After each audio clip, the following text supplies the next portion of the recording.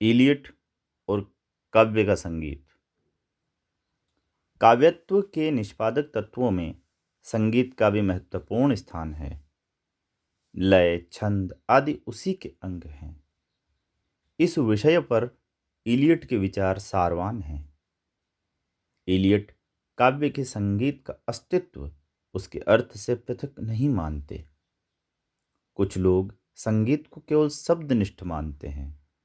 उनके अनुसार शब्द माधुर्य ही काव्य का संगीत है।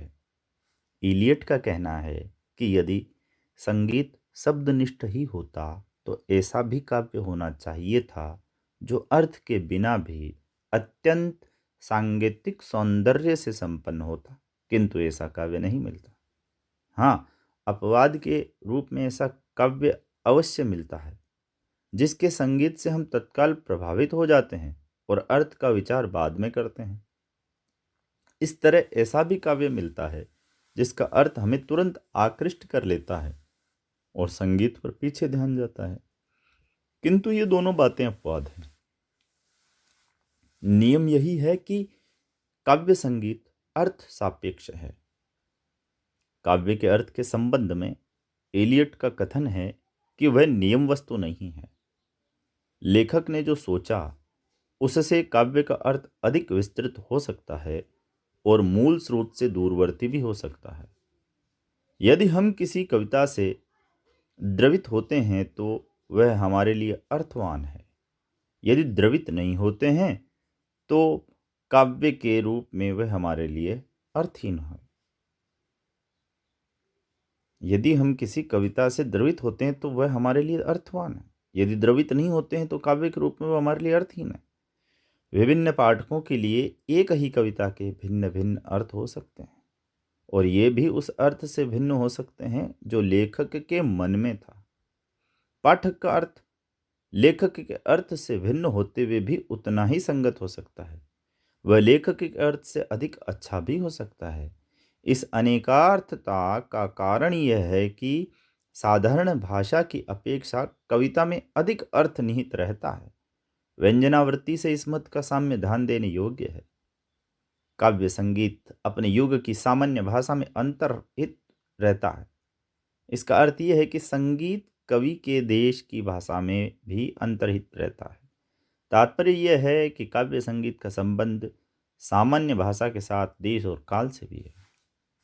यह मानना भूल है कि सभी काव्य में माधुर्य होना ही चाहिए अथवा शब्द संगीत के जो घटक तत्व हैं उनकी अपेक्षा माधुर्य का अधिक महत्व है। माधुर्य संगीत का अनिवार्य तत्व नहीं है। बिना माधुर्य के भी संगीत हो सकता है। संस्कृत काव्य शास्त्र की गुण विषयक धारणा से इलियट की इस कथन की पुष्टि होती है। ओज गुण में माधुर्य नहीं रहता। एक प्रकार से ओज की निष्पत्ति माधुर्य विरोधी वर्णों से ही होती है, किंतु उसमें संगीत नहीं रहता ऐसा नहीं कह सकते। ऐसा नहीं कह सकते। इसलिए संगीत को ध्वनि माधुर्य से जोड़ रखना ठीक नहीं है। काव्य में जैसे माधुर्य का रहना आवश्यक नहीं, वैसे ही सुंदर शब्दों का रहना भी आवश्यक नहीं है। सच तो यह है कि केवल ध्वनि की दृष्टि से कोई शब्द अधिक या कम सुंदर नहीं होता। असुंदर शब्द वे हैं जो जिन शब्दों की संगति में प्रयुक्त हैं उनके अनुरूप न हो।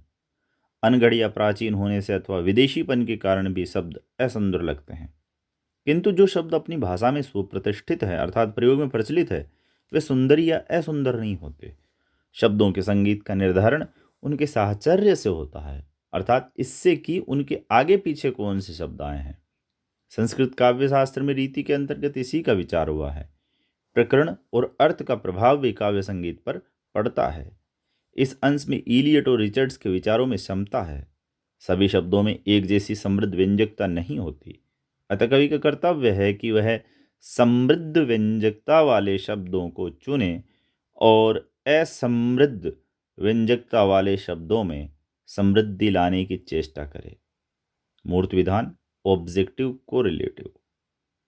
कवि जब काव्य रचना में प्रवृत्त होता है तो उसके मूल में प्रेरक भाव कोई एक ही रहता है, किंतु बाद में अनेक भाव, संवेदन, तथा विचार परस्पर मिलने लगते हैं और काव्य की परिणति या समाप्ति होते होते न जाने उसमें कितने भावों, संवेदनों तथा विचारों का सम्मिश्रण एवं विलीन हो चुका होता है। कहने की आवश्यकता नहीं है कि भाव, संवेदन तथा विचार ये सभी अमूर्त हैं। अमूर्त का प्रत्यक्ष नहीं हो सकता और भावक को अप्रत्यक्ष की अनुभूति नहीं हो सकती। अतः प्रश्न यह है कि इस अनुभूति के योग्य कैसे बनाया जाए, अर्थात कवि के मन में भावक के मन तक, कवि के मन से भावक के मन तक इनका संप्रेषण कैसे हो। एक ओर कवि हैं, दूसरी ओर भावक है, दोनों में कोई संबंध सूत्र नहीं है, फिर भी कवि की भाव संपदा को भावक के मन में यथावत उतारना है। कोई ठोस चीज होती तो यहां से उठाकर वहां रख देते, किंतु चीज है बिल्कुल अमूर्त। इस अमूर्त को भावक तक कैसे पहुंचाया जाए, इसी प्रश्न का समाधान करने के लिए इलियट ने मूर्त विधान का सिद्धांत प्रस्तुत किया है। अमूर्त का संप्रेषण नहीं हो सकता, यह सिद्ध है। ऐसी स्थिति में एक ही उपाय है कि किसी मूर्त वस्तु की सहायता से अमूर्त को संप्रेषित किया जाए। कला के रूप में भाव को अभिव्यक्त करने का एक ही उपाय है और वह है किसी सह संबंधी वस्तु, जैसे वस्तु समुदाय, परिस्थिति, घटना श्रृंखला को ढूंढ निकालना जो उस विशिष्ट भाव का सूत्र हो। ऐसा सूत्र की जब वे बाह्य वस्तु में प्रस्तुत की जाएं तो इंद्रिय अनुभूति में अवसित होकर वे भाव को सद्य उद्भुत कर दे। इलियट का ये सूत्र व्याख्या सापेक्ष है। भाव अमूर्त होता है, अतः उसकी अभिव्यक्ति किसी मूर्त वस्तु की सहायता से ही संभव है। एक बूंद सहसा उछली। जिस किसी वस्तु से जिस किसी भाव की अभिव्यक्ति नहीं हो सकती, अभिव्यंग्य भाव और अभिव्यंजक वस्तु में ऐसा संबंध होना चाहिए कि उस वस्तु से वह भाव अभिव्यक्त हो सके।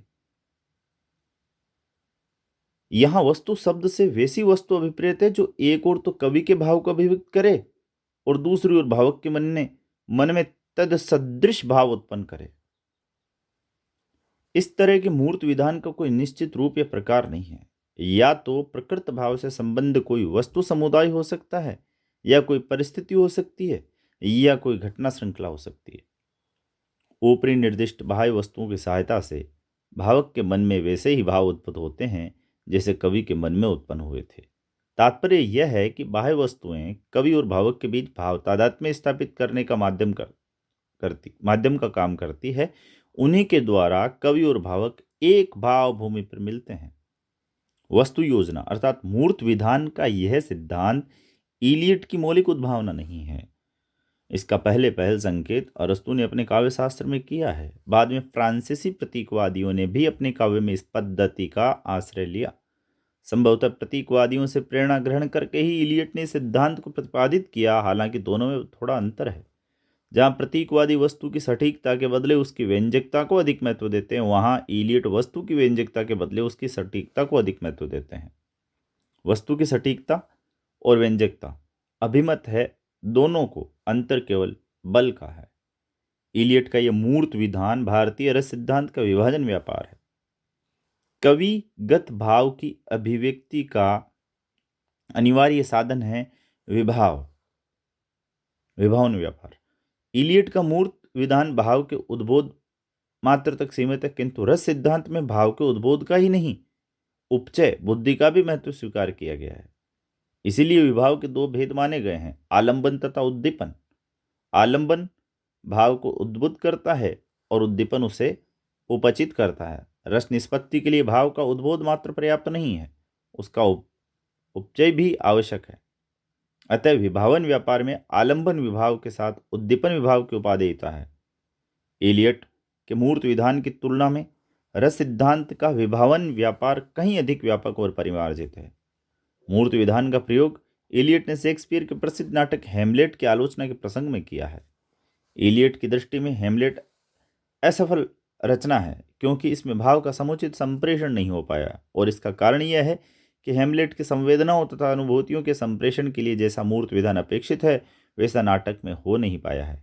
यह कलात्मक अनिवार्यता है कि बाह्य वस्तु भाव के पूर्ण अनुरूप हो, अर्थात कलात्मक दृष्टि से यह अनिवार्य है कि भाव की अभिव्यक्ति के लिए जैसा मूर्त विधान अपेक्षित है वह वैसा ही हो, उसमें कोई कमी या त्रुटि न हो। यदि कमी या त्रुटि होगी तो भाव की सम्यक अभिव्यक्ति नहीं हो पाएगी और अनुपाततः रचना सदोष हो जाएगी। मूर्त विधान का सिद्धांत इलियट की एक महत्वपूर्ण आलोचनात्मक देन है। धन्यवाद।